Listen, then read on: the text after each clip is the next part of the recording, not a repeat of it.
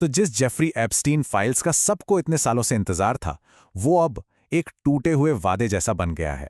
Trump प्रशासन ने अचानक से यह ऐलान कर दिया कि कोई क्लाइंट लिस्ट है ही नहीं, और इस एक फैसले ने अमेरिकी राजनीति में जैसे भूचाल ला दिया है। इसके पीछे की कहानी किसी थ्रिलर फिल्म से बिल्कुल कम नहीं है।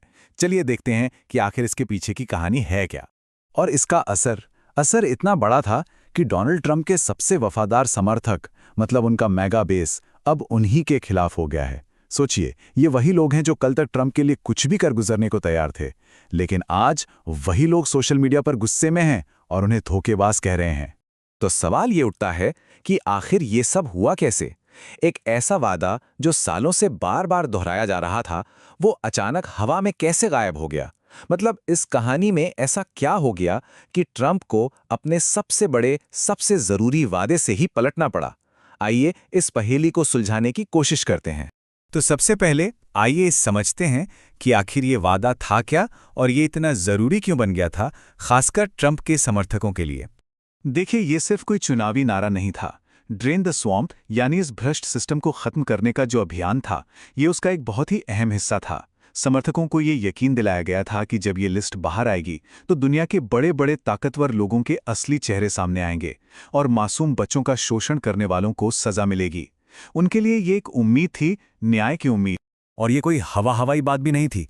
इस बात को पक्का करने के लिए अटॉर्नी जनरल पाम बॉन्डी ने खुद फॉक्स न्यूज़ पर आकर ये ऐलान किया था, जैसा कि स्लाइड पर भी देखा जा सकता है।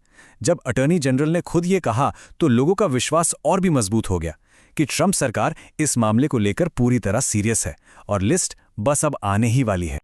लेकिन फिर अचानक से सब कुछ पलट गया। सरकार ने एक ऐसा कदम उठाया जिसकी किसी ने कल्पना तक नहीं की थी। एक ऐसा यू टर्न जिसने हर किसी को हैरान कर दिया।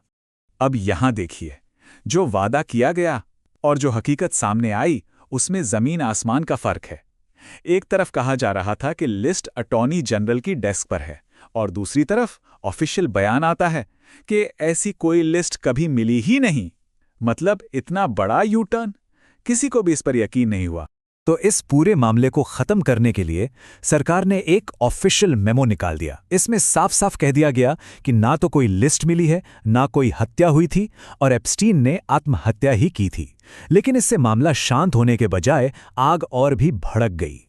तो इस यू टर्न का असर क्या हुआ? असर ये हुआ कि जिन समर्थकों ने ट्रंप को कुर्सी तक पहुंचाया था, वही अब उनके सबसे बड़े आलोचक बन गए। चलिए देखते हैं कि ये गुस्सा कैसा था। ये सिर्फ कोई पॉलिटिकल डिसएग्रीमेंट नहीं था, नहीं, ये लोगों के लिए एक गहरा इमोशनल धोखा था। उन्हें लगा कि जिस लीडर पे उन्होंने आंखें बंद करके भरोसा किया, उसी ने उन्हें धोखा दे दिया। और उनका जो गुस्सा था, जो निराशा थी, वो सोशल मीडिया पर एक तूफान की तरह फैल गई।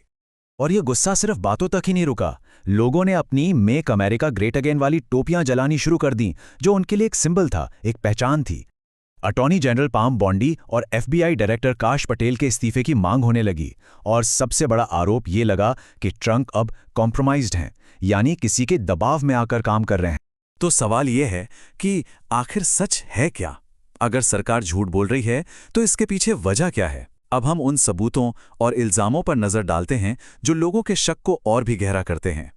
इस पूरी कहानी को ठीक से समझने के लिए थोड़ा पीछे चलते हैं। 2005 में पहली बार आरोप लगे, लेकिन एप्स्टीन एक बहुत ही नरम सौदे के साथ बच निकला। फिर 2018 में #MeToo आंदोलन के बाद ये मामला फिर से खुला और 2019 में उसे गिरफ्तार कर लिया गया। लेकिन गिरफ्तारी के कुछ ही हफ्तों बाद वो जेल में रहस्यमयी हालात में मरा हुआ पाया गया। देखिए, एप्स्टीन की मौत को आत्महत्या मान लेना काफी मुश्किल है। जरा इन बातों पर गौर कीजिए। उसके सेलमेट को मौत से ठीक एक दिन पहले क्यों हटाया गया? उसके सेल के बाहर के सीसीटीवी फुटेज में 1 मिनट का गैप कैसे आ गया? एक्सपर्ट्स का कहना है कि उसकी गर्दन की हड्डियां गला घोटने की तरफ इशारा करती हैं।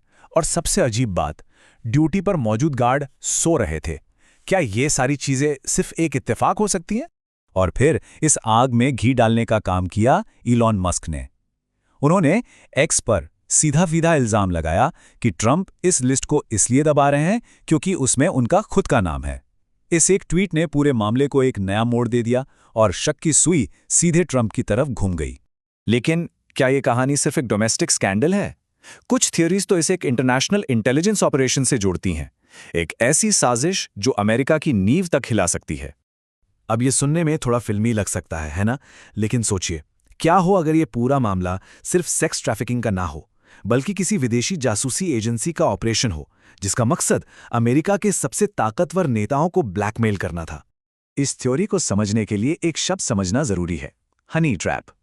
ये एक बहुत पुरानी जासूसी तकनीक है जिसमें किसी को रोमांटिक या यौन संबंधों के जाल में फंसाकर उससे जुड़ी आपत्तिजनक जानकारी रिकॉर्ड कर ली जाती है, ताकि बाद में उसे ब्लैकमेल करके मनचाहा काम करवाया जा सके। तो ये थियरी कहती क्या है? इसके मुताबिक एप्स्टीन और उसकी पार्टनर घिस्लीन मैक्सवेल इजराइल की खुफिया एजेंसी मोसाद के लिए काम कर रहे थे। उनका काम था अमेरिका के बड़े बड़े नेताओं को हनी ट्रैप में फंसाना और उन्हें ब्लैकमेल करना। और मकसद ये था कि अमेरिकी विदेश नीति हमेशा इजराइल के पक्ष में ही रहे। ये थियरी एक तरह से इस बात को एक्सप्लेन करने की कोशिश करती है कि क्यों अमेरिकी नेता अक्सर अपने देश से ज़्यादा इजरायली हितों को तरजीह देते नजर आते हैं। और इस थियरी को और हवा तब मिली जब अटॉर्नी जनरल से सीधा सीधा पूछा गया कि क्या एप्स्टीन एक विदेशी एजेंट था, तो उन्होंने नहीं कहने के बजाय ये कहा कि उन्हें इस बारे में जानकारी नहीं है।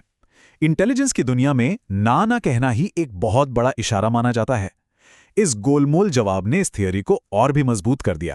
तो भले ही ट्रंप एडमिनिस्ट्रेशन इस मामले को दबाने की कितनी भी कोशिश कर ले, ऐसा लगता है कि ये कहानी अभी खत्म नहीं हुई है, बल्कि हो सकता है कि सबसे बड़ा मोड़ आना अभी बाकी हो। और अब एक ऐसी खबर आ रही है जो सब कुछ बदल सकती है। इस पूरे खेल की सबसे अहम कड़ी, घिस्लीन मैक्सवेल, जो अभी जेल में है, वो अब अमेरिकी कांग्रेस के सामने गवाही देने पर विचार कर रही है। घिस्लीन मैक्सवेल वो एक अकेली ऐसी शख्स है जो इस पूरे खेल के सारे राज जानती है, और अगर वो मुंह खोल देती है तो ये अमेरिकी राजनीति में एक सुनामी ला सकता है।